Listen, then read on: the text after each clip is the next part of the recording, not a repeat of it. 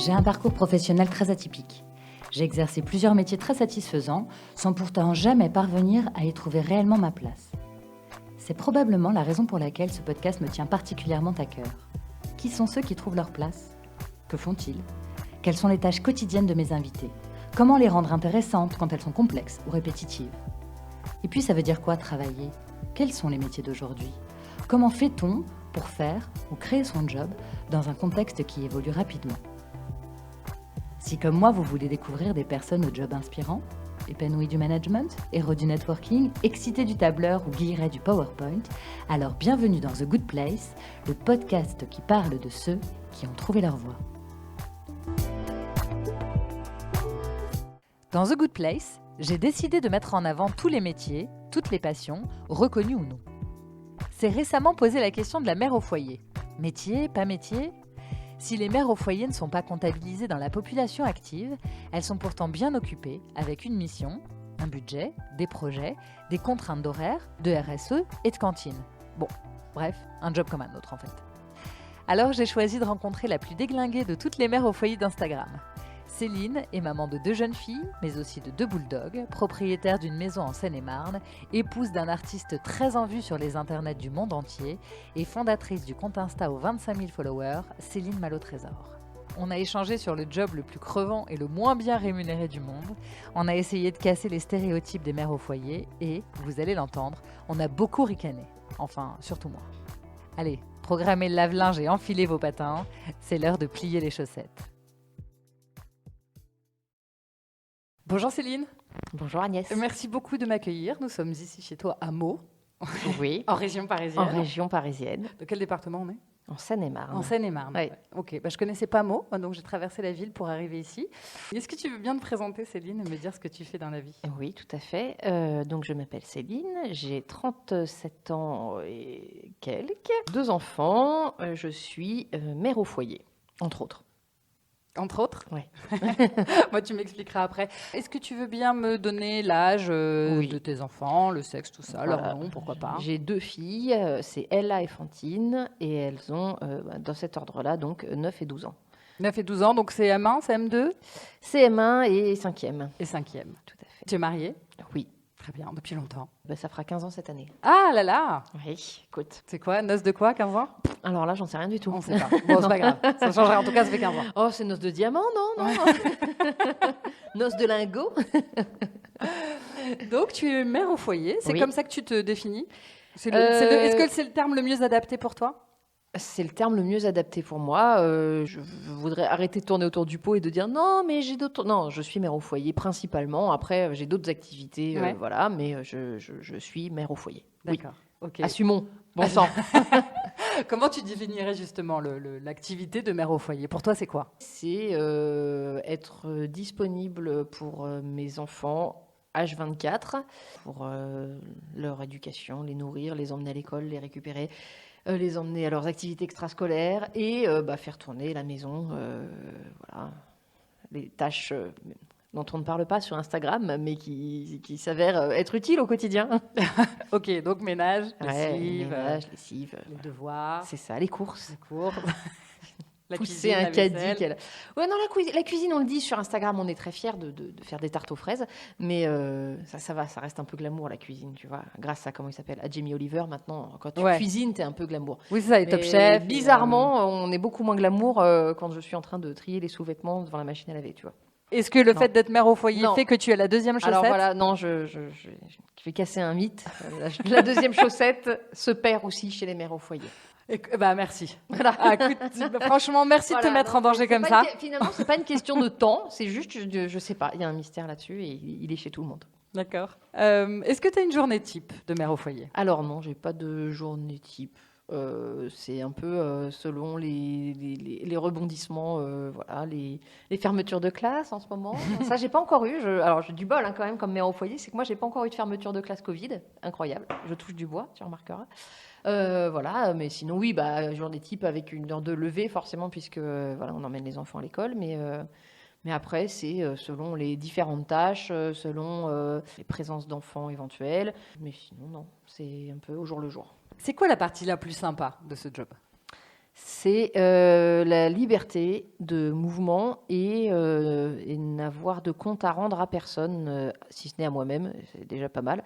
Je suis complètement libre de prendre mes gosses sous le bras et de les emmener où je veux, quand je veux. Alors évidemment, avec des horaires scolaires, malgré tout, on est dépendant. Mais j'ai pas à poser des vacances, j'ai pas à m'organiser pendant les vacances de mes enfants pour savoir qui va s'en occuper, trouver des places au centre aéré ou en colonie de vacances. Voilà, pour moi, cette liberté de mouvement, elle est. Je pense que pour ça, je pourrais jamais retourner en entreprise, c'est sûr. Pour toi, la liberté, c'est de pouvoir partir avec tes enfants, de ne pas avoir besoin de demander à un supérieur hiérarchique. Mais est-ce qu'il y a une liberté pour toi toute seule, au-delà dans le fait de t'occuper des autres? Oui, quand mes enfants sont à l'école, je suis complètement libre d'aller à droite à gauche. Voilà, j'ai pas de congé à poser pour je sais pas moi, pour aller chiner par exemple, puisque c'est une passion et j'espère une future activité rémunératrice. Voilà, je suis complètement les mains libres. Alors, t'en profites pour quoi quand elles sont à l'école? C'est quoi ton kiff de liberté? Mon kiff de liberté, c'est aller déjeuner avec les copines et puis aller chiner aussi, quand on veut, quoi, quand je veux. Ces derniers temps, comme 6 mois, pas mal de boulot, j'y vais tout seul, puisque mon mari est freelance, donc travaille d'ici, il est aussi libre, donc finalement, c'est voilà. Tu t'ennuies pas? Non. Tu te sens pas seule? Non. Non. Déjà parce qu'il y a les réseaux sociaux et que je parle quand même beaucoup avec des amis via les réseaux, via WhatsApp, via Instagram. Oui. J'ai quand même cette activité avec de très gros guillemets, influenceuse, Oui. qui fait que je communique vachement. Et puis je me suis fait des amis dans ma ville, donc on se voit. Voilà, elles sont aussi freelance, donc on déjeune, on se voit. Non, je me sens pas seule du tout. D'accord. Donc oui, parce qu'on l'a pas dit, mais tu es mère au foyer et parmi tes quelques autres activités, tu as commencé par un blog. Oui. Il y a très longtemps, 2007. Quelle année tu as commencé? 2006. 15 ans. Oh putain, 15 ans. Ouais. Ah, voilà, ça, dis donc, grosse année d'anniversaire. Ouais. Donc 15 ans de mariage. C'était la même année, ouais. C'est ça. Et 15 ans de blog. Donc le blog existe toujours, mais il n'est pas très ouais, j'ai envie de l'alimenter, mais en fait, il faut que je me pose pour écrire les trucs. Et voilà, j'ai un peu perdu le rythme, c'est un peu dommage parce que j'aimais vachement et ça fait aussi un chouette carnet de bord à regarder de temps en temps avec les enfants et tout. C'est assez chouette. Donc tu as le blog, tu as le compte Instagram qui s'appelle Céline Mal au Trésor. D'accord, Céline Mal au Trésor. Madame Lamal, Madame comme ça Lamal, qu'on t'appelle, ouais, intime. Pour les intimes, c'est Madame Lamal. Quand les gens me reconnaissent, ça arrive de temps en temps que des gens me reconnaissent, me disent « Ah, mais c'est Madame Lamal !» Alors attends, je vais dire, tu as plus de 25 000 followers, je crois. Oui. Donc effectivement, ça veut dire qu'il y a des gens qui peuvent te reconnaître, notamment ici, parce qu'on est à Meaux, que c'est pas une très grande ville. C'est ça. Oui, ça arrive à Meaux, oui. Et c'est quoi le contenu de ton Insta ou du blog? C'est toute la vie de famille. Comme on classe un peu tout ça, c'est du lifestyle, on va dire. Okay. Mais voilà, je parle de déco, je parle de voyage, je parle d'enfants, je parle de mode, je parle de ce qui m'intéresse en fait. On verra certainement rarement de posts politiques sur Céline Mal au Trésor, je dois vous le dire. Je confirme, donc je suis ton compte. Ou de posts sportifs. C'est comme ça. Bizarrement. Je suis ton compte depuis longtemps, c'est comme ça que je t'ai connue. Et puis je suis contente de t'avoir connue et de te connaître aujourd'hui en vrai. Et effectivement, c'est un compte qui est plutôt qui est très dynamique, très vif, très léger, très drôle, où tu partages beaucoup de ta passion pour le vintage. D'ailleurs, chez toi, c'est c'est le fruit de tes recherches et de ta Chine. C'est un Emmaüs épuré un peu. Voilà, plutôt. En tout cas, c'est très gai, très joyeux. Je vous invite à aller voir le compte Insta de Céline, donc Céline Mal au Trésor. Tout à fait. Et à liker plein de photos et à faire plein de commentaires. Oui, oui. Venez bien. C'est quoi ta soupape de sécurité dans ton job de maman? Alors, pas de mère au foyer. Mon truc préféré comme soupape de sécurité, c'est d'aller me faire un cinoche toute seule. Ça, c'est le truc que je kiffe de manière intersidérale. Donc, tu vas à la séance de 11h? Même pas. Des fois, le soir, quand mon mec rentre, je lui dis, écoute, là, elles m'ont saoulée, en fait. Donc, je te laisse, il y a un truc dans le four, il y a une séance à 8h, je me casse. Et je vais me faire un ciné. Ça peut même être un gros navet. Je m'en fous, en fait, juste, et c'est ça qui est cool, c'est que c'est quand même rapide. C'est 2 heures, juste le noir, le silence et voilà. Et j'ai pas besoin d'autre chose en fait. Tu as une culture ciné un peu particulière, un peu pointue dans un domaine où tu regardes Alors tout ce qui justement, moi passe. je suis pas du tout pointue. Quand on me parle de cinéphilie, en fait, oui, je suis cinéphile dans le sens littéral du terme. C'est-à-dire que j'aime le cinéma, mais il y a plein de trucs où les gens crient au génie et moi je suis complètement circonspecte. Mais je peux te citer les dialogues de Josie et les Pussycats. Alors, je ne connais pas Josie et les écoute, Pussycats. ou de Clueless ou de... Ah, Clueless, d'accord. Ah, ok. tu Ah vois. ouais. Non, on est sur du... Non, mais je rigole. Évidemment que je vois des films qui sont récompensés par machin, mais au final, c'est pas ce qui me fait me déplacer, quoi. D'accord. Voilà. Tu as besoin de te divertir. J'ai besoin de me divertir, j'ai besoin d'histoires. Ouais, j'aime les histoires de gens, en fait, tu vois. Comment tu gères ta posture de mère au foyer dans le regard des autres? Est-ce que ça doit pas être évident tous les jours, j'imagine, dans un monde où on passe notre vie à nous dire qu'il faut qu'on participe à l'économie du pays et du monde. J'imagine que tu dois te sentir un peu en marge parfois. Comment t'assumes ça et est-ce que ça t'a pris du temps de l'assumer? J'assume pas encore complètement en fait. Ok. Pour être tout à fait franche, c'est pas. En fait, c'est pour ça que je déteste que les gens te disent, tu sais, dans les soirées. Et toi, tu fais quoi? Moi, je suis taxidermiste. Non, j'assume pas complètement. Mais en fait, moi, je suis tellement bien et j'aime tellement finalement cette façon de vivre que je m'en fous un peu en fait de pas assumer. Quel genre de réflexion les gens te font? T'as des exemples? Quand t'as un petit coup de déprime, c'est automatiquement parce que tu travailles pas. Alors que je connais plein de gens qui travaillent et qui ont aussi des coups de déprime. Oui. Tu vois, et un tas de gens, tu vois, vraiment. C'est vraiment le truc qui revient, genre, dès que tu as un petit coup de mou, ah ouais, mais tu sais, tu devrais te trouver un travail. Mais c'est quoi le rapport? Si je me trouve un travail, je vais aller vendre des fringues jusqu'à 19h dans un centre commercial. Mais les gars, vous croyez pas que ça va me déprimer plus que de rester chez moi, en fait? J'ai eu aussi... c'est pas des trucs qu'on m'a dit frontalement, mais c'est des trucs, tu sais, des fois que tu lis...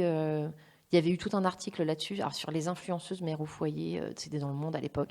Et les commentaires en dessous, c'était oui, les pauvres gosses qui ne sont pas sociabilisés. Alors, voilà, c'est toujours pareil, en fait. S'il y avait une solution parfaite de maternité, ça se saurait. Et il n'y en a pas. On dit les mères au foyer, leurs enfants ne voient personne. Moi, mes gosses, elles ont toujours vu des gens. On est toujours sortis. On les a toujours emmenés à Paris ou voir des copains au resto. Enfin, ce truc de les enfants ne sortent pas de chez eux parce que leur mère au foyer. Non, c'est bizarre. Pour le coup, ça n'a pas de sens comme argument. C'est étonnant. Je t'assure, c'était un argument. Je te crois, mais je suis étonnée quoi, parce que d'imaginer un truc pareil. Au contraire, enfin, c'est justement, j'ai 2 fois plus de temps que les autres pour les sortir et les emmener voir des gens. Donc voilà. Oui, et puis les emmener voir des expos, des musées, des pièces de théâtre, tout ce qu'on peut faire dans une vie normale. D'accord. Dans une vie d'avant 2021. Vivement la vie d'après 2022. Exactement. Est-ce que tu as une culpabilité financière, encore, si on reste toujours sur ce même sujet, le fait de ne pas créer de valeur? Vis-à-vis de ma famille et de mon époux, non. Mon époux, c'est tellement... c'est beau. Saut 1960. Saut mère au foyer. C'est saut mère au foyer. Non, vis-à-vis de Simon, non. Parce qu'on a, balayé ce truc il y a pas mal de temps en étant clair sur le fait que si lui gagnait si bien sa vie, c'est aussi parce que il n'a pas à se soucier des horaires et il est dispo pour son boulot. Il est quand même présent dans la vie de famille, mais je veux dire, il a pu s'arrêter parce que j'étais là pour m'occuper des gosses et aller les récupérer à 16h30.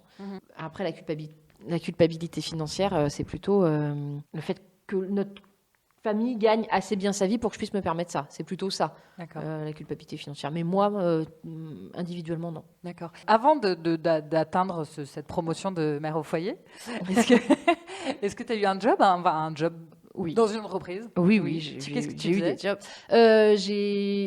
Donc je bossais dans un labo photo, je développais les pellicules des gens. D'accord, donc déjà c'était au siècle d'avant. C'était au siècle d'avant, tout à fait. Exactement, oui. On développe plus on a fait du numérique assez rapidement quand même. Je ne suis pas si vieille. Voilà, et je leur présentais leurs photos en disant cette photo mérite un encadrement. C'est plus de la vente que de la technique à proprement parler. Et puis après, j'ai été nounou, dites donc. C'est fou, comme ça peut... voilà. Et puis j'ai eu mes filles, et puis j'ai plus été nounou, et voilà. Et en fait, ça s'est fait naturellement, de se dire, je préfère m'occuper des enfants. La question s'est pas vraiment posée, en fait. Mon activité de nounou s'est arrêtée quand on m'a dit qu'il fallait que je m'arrête un temps pour pas accoucher prématurément. Et puis en fait, juste à ce moment-là, financièrement, ça allait. La question s'est pas posée que je retourne au travail, non, c'est sûr. Tu as 2 filles. Oui. Donc tu m'as dit 9 et 11, 12 Non, 9 et 12, oui. 9 et 12. Est-ce que tu voudrais avoir d'autres enfants? Non. Non. C'est un vaste sujet, mais évidemment, quand je vois un nourrisson, mais on est toutes pareilles de toute façon. Enfin, on n'est pas toutes pareilles. Non, mais ça sent bon. On est nombreuses à gatifier devant un bébé, à avoir envie de lui renifler le cou. Mais en vrai, non, on est bien à 4 et voilà. Est-ce que ton mari partage la charge mentale avec toi ou est-ce que tu estimes que ça fait partie de ton job, du coup, puisque c'est toi qui gères la maison, le foyer des enfants? Est-ce que c'est à toi qu'incombe toute la charge mentale ou est-ce que tu te sens justement un peu aidée Non, toute la charge mentale n'est pas pour moi, mais évidemment que comme de toute façon je suis là pour... je suis là à plein temps, oui, évidemment qu'une majorité est pour ma pomme. Ça, c'est une obligation. Oui, c'est un peu logique. Mais voilà, évidemment que je lui demande... qui participe. Et il participe naturellement. Il y a des dossiers que tu peux quand même laisser de côté où tu sais que de toute façon il s'en occupera, c'est bon? Oui, et alors il y a un dossier sur lequel je n'ai aucune inquiétude, c'est... moi, dans mon entourage, je sais qu'il y a des amis à moi dont les conjoints angoissent d'être seuls avec leurs enfants. D'accord. Et alors qu'elles bossent en plus. On n'est même pas sur une mère au foyer où c'est vraiment genre se retrouver avec la fratrie. Ils disent ah non mais tu vas pas partir en week-end et tout. Enfin voilà. Moi je sais que Simon ça n'a jamais été un sujet. Il a toujours j'ai 100% confiance.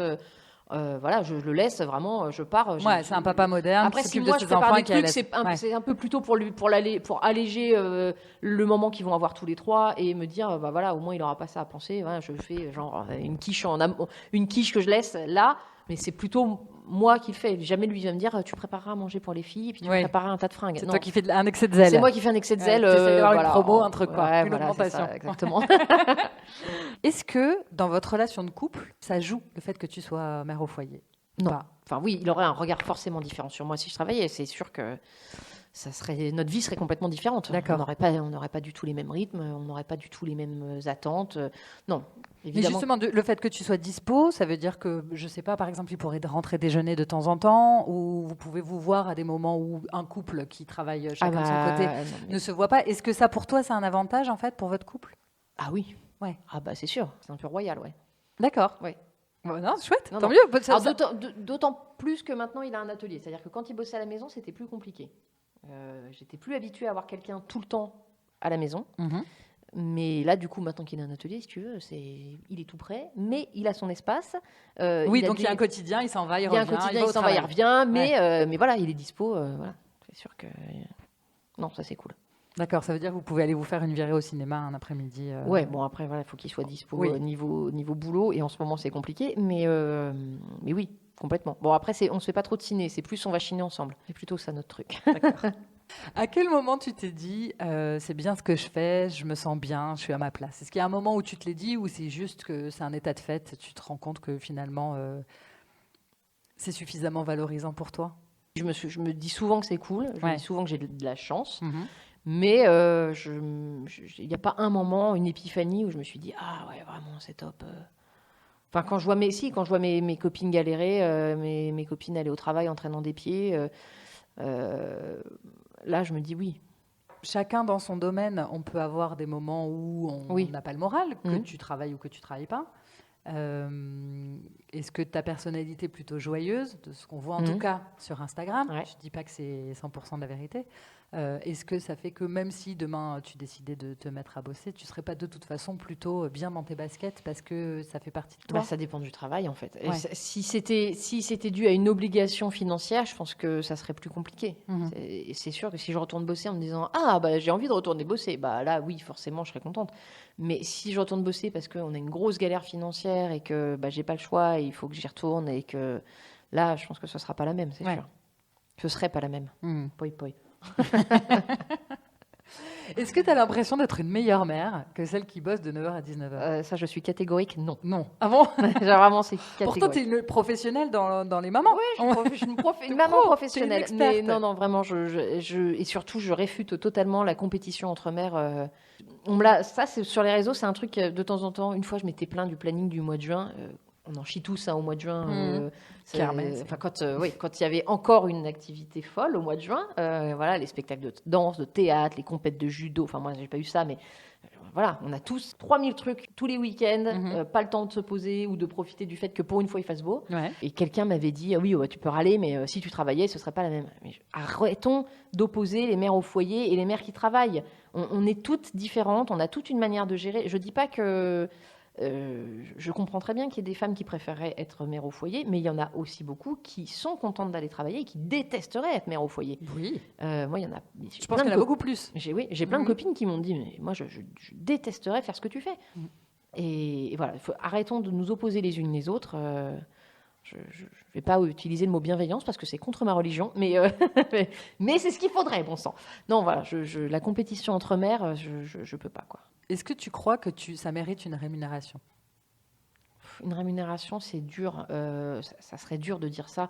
Et en même temps, on rémunère bien les chômeurs. Tu vois? Ouais. Donc, je sais pas comment on pourrait vraiment donner une valeur au boulot de mère au foyer. Si. En fait, après, moi, dans mon cas, financièrement, on est à l'aise. Donc, je trouverais ça culotté de mon point de vue. Bénéficier aussi Mais d'un revenu. pour toutes les femmes qui font un boulot qui leur plaît pas et qui préféraient s'occuper de leurs enfants, oui, il faudrait une rémunération. Ok. Voilà, un truc minimum qui dirait, bah voilà, plutôt que d'aller vous faire suer à faire un boulot qui vous demande de vous lever à l'aube, de même pas voir vos enfants parce que voilà, vous vous levez très tôt ou vous revenez très tard. Vous préférez être chez vous, franchement, oui, rentrez chez vous, on vous paye un salaire minimum et au moins, voilà, vous faites ce que vous aimez et vous êtes présente pour vos enfants. Est-ce que tu as peur, alors tes filles sont plus très petites, elles sont pas encore très grandes, donc on a dit 9 et 12. Est-ce que tu as peur de les voir prendre leur autonomie et un jour être complètement autonome et du coup te retrouver au chômage? Alors non, je pense que l'autonomie, c'est genre la plus belle récompense de la parentalité du monde. Moi, quand elles font un truc et qu'elles deviennent autonomes, là, pour le coup, ma récompense, c'est ça, c'est l'autonomie et c'est vraiment le truc.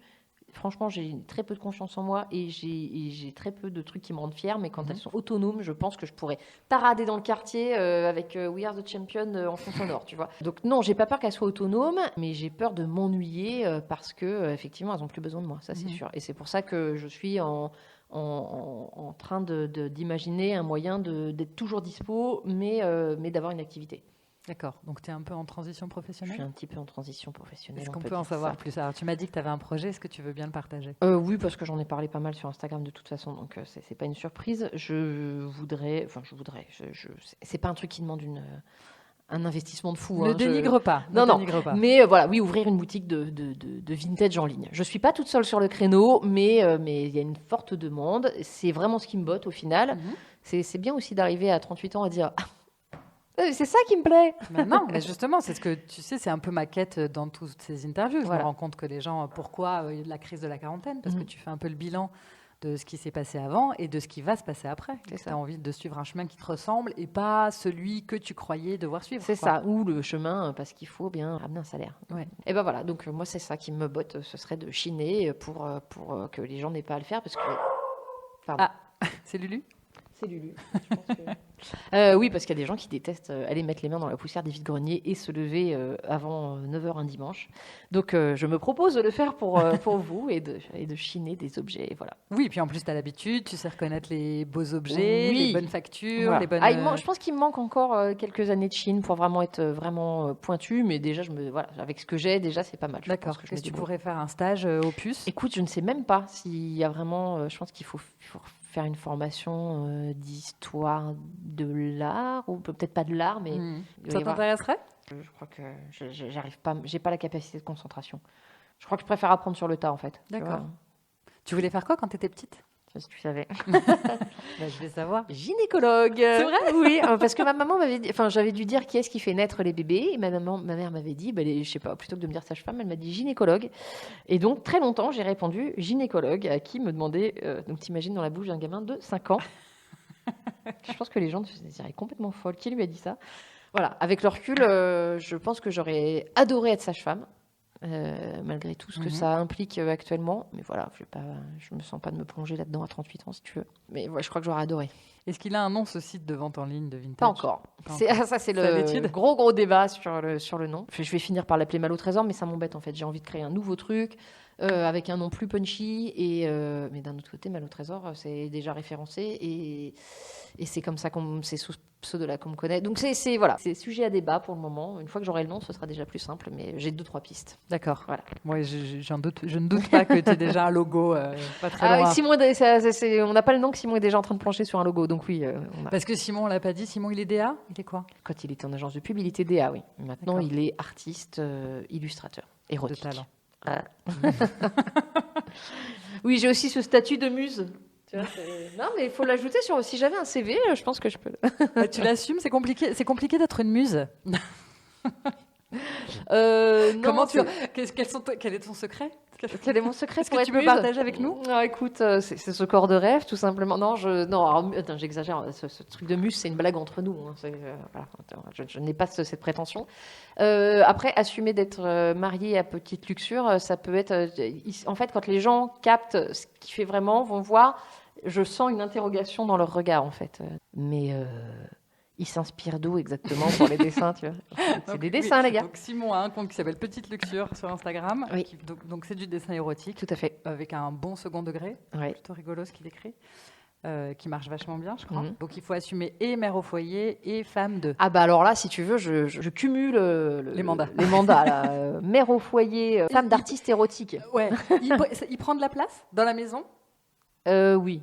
Parce que c'est un artiste, tu crois? Enfin, ça fait partie du personnage? Simon, c'est quelqu'un, quand tu le rencontres, qu'elle est hyper timide. Et voilà, donc comme moi j'ai une grande gueule et que je suis extravertie, on pense que c'est moi qui vais prendre le plus de place. Et au quotidien, au final, je pense que c'est assez faux. Simon, il fourmille tellement de milliards d'idées en même temps, il fait tellement de trucs en même temps. En termes de place, c'est quelqu'un qui finalement s'étend beaucoup plus que moi. Une fois, je lui ai dit d'ailleurs, compte combien d'endroits tu as à toi dans cette maison. Voilà. Pour rester sur ce sujet, comment t'assumes ou comment vous assumez, Simon et toi, le côté érotique par rapport aux enfants? Est-ce que c'est un sujet ou pas du tout? Est-ce que les filles voient ce qu'il fait? Est-ce que c'est caché? Comment vous en parlez? Non, c'est pas caché parce qu'en fait, elles s'en foutent, mais comme de l'an 40. C'est hallucinant.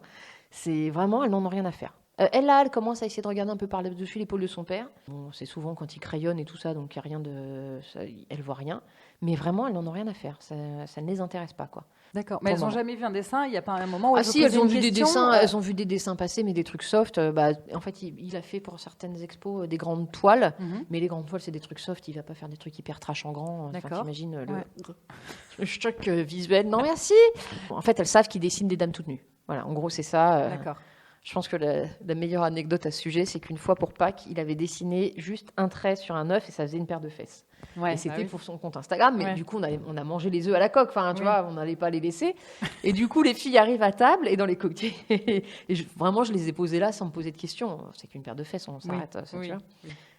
Et j'ai encore la tête des deux qui font « Oh, mais c'est pas vrai. Mais il a encore dessiné des fesses. » C'est vraiment, tu sais, genre « Oh, le relou. » Voilà, mais en fait, j'espère réussir à ne pas faire du sexe un truc tabou pour elle, et surtout pas un truc sale. Voilà, moi je suis un peu dans le principe, c'est humain, c'est comme manger, enfin voilà, c'est un plaisir, mais il faut pas que ça soit tabou. Et donc voilà, au moment où elles poseront des questions, où elles voudront voir des dessins, on verra à quel âge c'est, et voilà. Alors on en a parlé tout à l'heure, depuis 2006. Tu enflammes les dance floors des réseaux sociaux avec ta bamboche vintage style.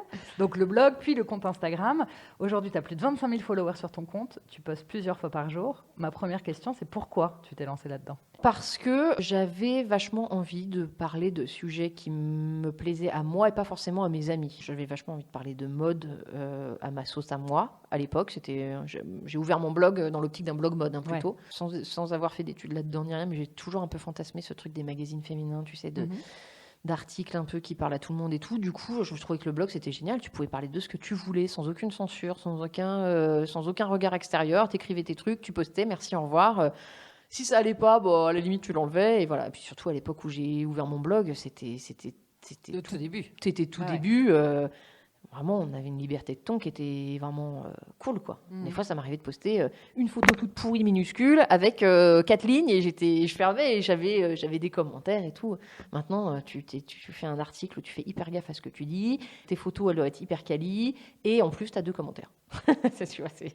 Qu'est-ce que tu en penses de cette évolution-là, des réseaux sociaux et des blogs et de cette communication plus intime? On pense du bien et du mal. C'est chouette qu'on puisse en vivre de nos jours. Je trouve ça génial que tu puisses avoir ce genre de métier qui est quand même pareil, hyper libre.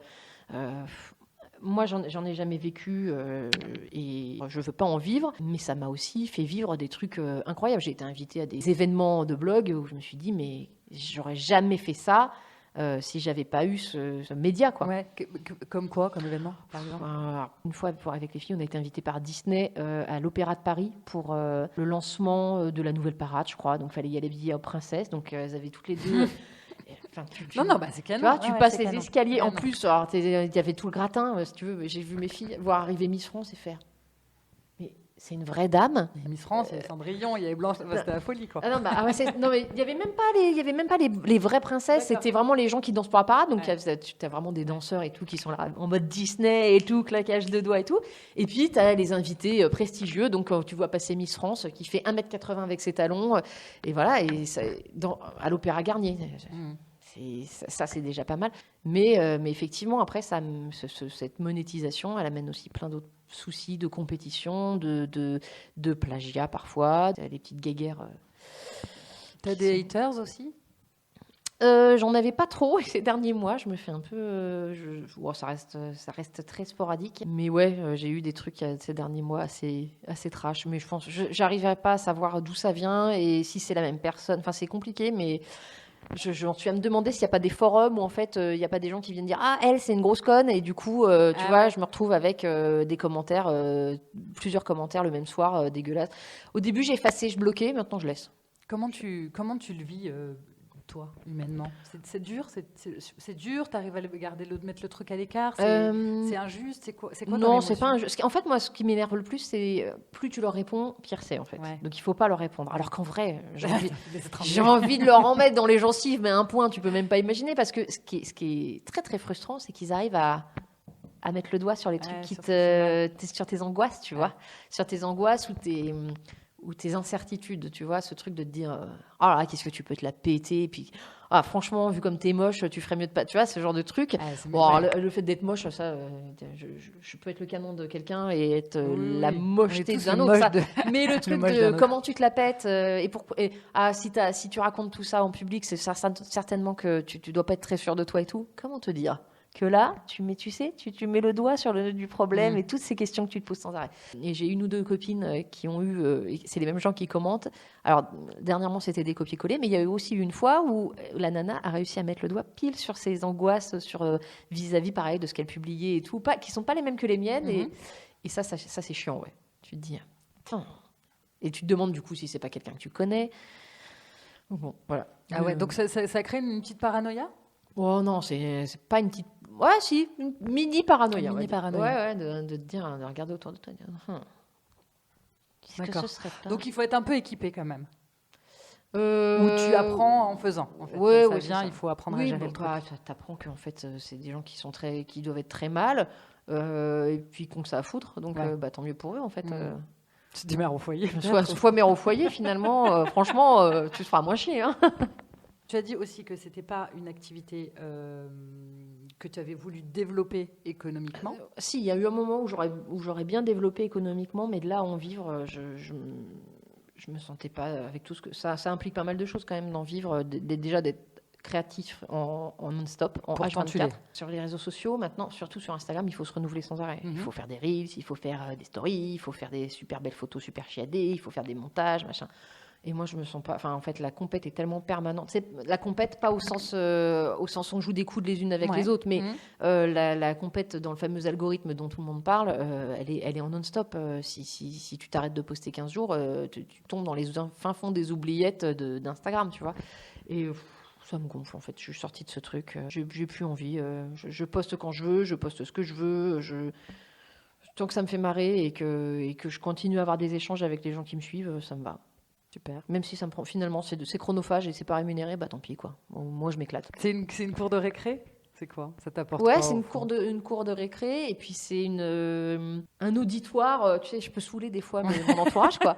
Alors, bah, du coup, je me dis, au moins, eux, je les saoule jamais. Si je les saoule, ils passent. Et puis si ça les intéresse, ils restent. On parle. Non, je me marre. C'est marrant. En fait, ce que tu partages, c'est quand même globalement, c'est très honnête, c'est très authentique, c'est très ta vie. Mais donc, du coup, il y a tes enfants, tes chiens, ton Mhm. mari, ta maison. Mhm. T'as peur de me voir toute ta vie sur les réseaux sociaux? Alors déjà, c'est pas toute ma vie.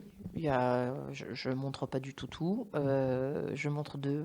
J'essaye de moins montrer mes enfants en ce moment. Enfin, Mhm. depuis la rentrée. Ça s'est fait un peu naturellement, me dire bon, les portraits en gros plan et tout. Ça, il y aura certainement d'autres photos d'elle. Hein. Ouais. Alors déjà, j'ai totalement arrêté de les associer à d'éventuels partenariats. Ça, je refuse. D'accord, tu fais plus les Je trucs fais pour- plus. En plus, c'est devenu illégal. En tout cas, si elles ne sont pas rémunérées et dans une agence de modèles. Voilà, donc peur, non. Après, ces derniers temps, il y a eu une nana qui a parlé de son harcèlement sur YouTube, Poussine. J'ai vu sa vidéo où elle se fait harceler gravement, où la nana lui dit qu'elle est déjà venue chez elle, et la nana dépose les lettres dans sa boîte aux lettres. Elles ne sont pas oblitérées. Donc la nana vient chez elle, pose la lettre dans la boîte aux lettres et lui dit des horreurs. Donc, évidemment que quand tu vois ça, tu te dis ouais, ça craint quand même. Ouais, ouais. Meaux, c'est petit. Oui, c'est ça, parce qu'on sait que tu habites à Meaux, c'est pas une grande ville. Voilà, je montre quand même ce que je veux, tu vois. Mhm. Oui, non, mais évidemment, Mhm. évidemment. C'est juste que du coup, quand même, globalement, les gens ont déjà quand même une grosse idée de où tu es, C'est ça. qui tu es, ce que tu Ouais, fais. Quoi. j'ai pas montré mes lingots dans le coffre, tout va bien. Le coffre là est derrière la C'est porte ça, d'entrée. mais oui, Ouais. exactement, celui-là, là. Alors j'avais plein de questions stéréotypes. Est-ce que tu passes tes journées devant Netflix à manger des Ferrero Rocher? Ah, bah, alors non, j'aime pas les Ferrero Rocher, mais...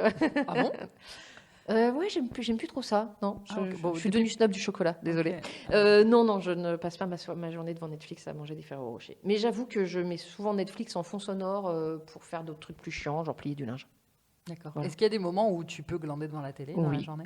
C'est Ouais. ça. J'avoue, c'est un privilège. Je vais pas dire, ouais, mais bon, non, c'est cool. Des fois, je me dis, je vais me faire un petit téléfilm. Et tu arrives à le faire sans culpabiliser? Non. Ah. Voilà. Non, évidemment que non. Évidemment que non. Tu te dis, ah putain, quand même. Bah merde, bah il faudrait quand même que tu le fasses en pleine possession de tes moyens.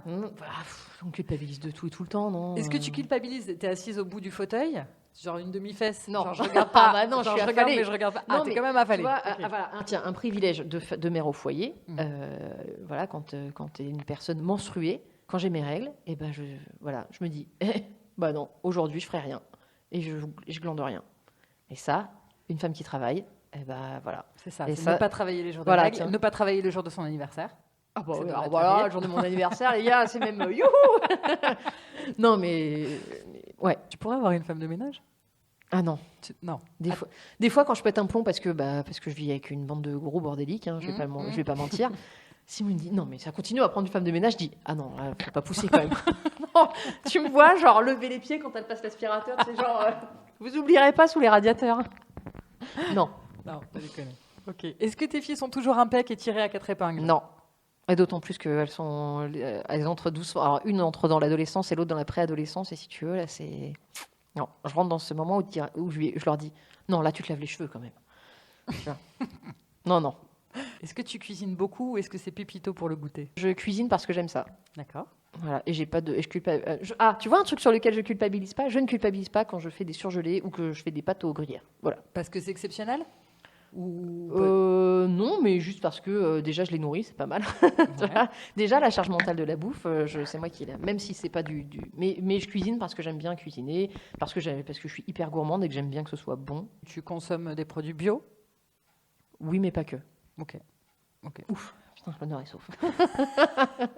Non, mais je cherche un peu à me soulager aussi personnellement. Parce que Non. moi, je suis très picard. Ah bah Picard, ça sauve des vies.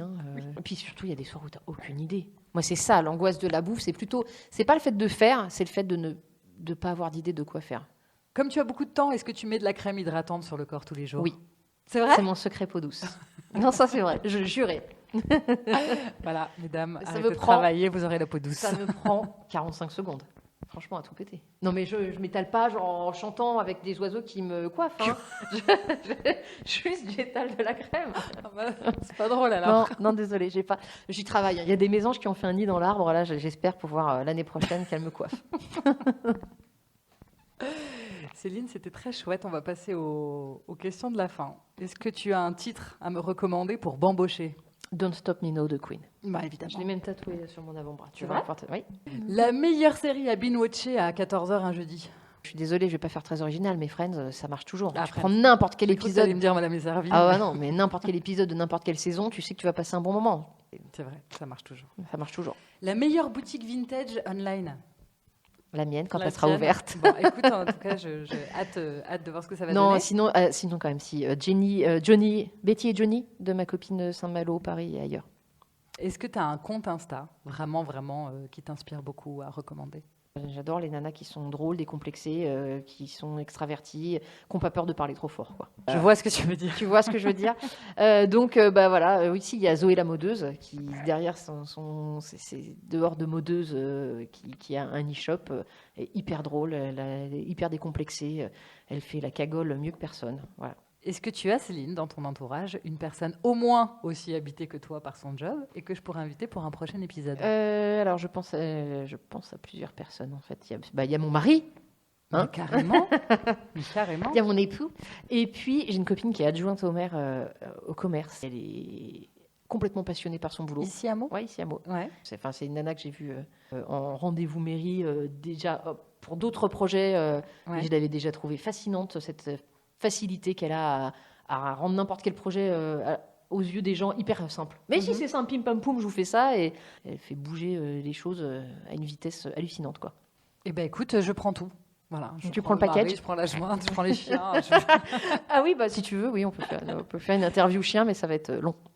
Merci 1000 fois de m'avoir accueilli et d'avoir répondu à mes questions. Merci à toi. Et je te souhaite une belle avancée dans ton projet. Merci. Au revoir. Au revoir. Vous êtes arrivés au bout de cet épisode. Merci infiniment pour votre écoute. J'espère que cet entretien vous aura aidé à mieux comprendre ce métier. Ce podcast est un projet très personnel que j'espère voir grandir un peu plus chaque semaine. Alors si le cœur vous en dit, abonnez-vous et n'hésitez pas à donner votre avis et à me donner une note sur Apple Podcast. 5 étoiles, ce serait pas mal. C'est peut-être un détail pour vous, mais pour moi, ça veut dire beaucoup. Enfin, si vous voulez vous-même venir me raconter votre métier et me dire pourquoi vous vous y sentez à votre place, contactez-moi sur Instagram, The Good Place, le podcast. Pas de tiret, pas de point. The Good Place, le podcast. Je serai ravie d'en discuter avec vous. À la semaine prochaine pour une nouvelle rencontre. Et n'oubliez pas, votre place, c'est celle que vous décidez de prendre. Bye bye!